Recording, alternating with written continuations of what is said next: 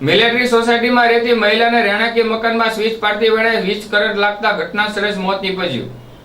ભાવનગર શહેરના મિલિટરી સોસાયટીમાં રહેતી મહિલા જાગૃતિબા કિશોરસિંહ ચુડાસમા પોતાના રહેણાંકી મકાનમાં ઇલેક્ટ્રિક સ્વિચ શરૂ કરતી વેળાએ જાગૃતિબાને શોર્ટ લાગ્યો હતો, જ્યારે સારવાર અર્થે હોસ્પિટલ ખસેડતા જ્યાં તબીબે જાગૃતિબાને મૃત જાહેર કરેલ અને પોલીસે જરૂરી કાગળો કરી વધુ કાર્યવાહી હાથ ધરી હતી।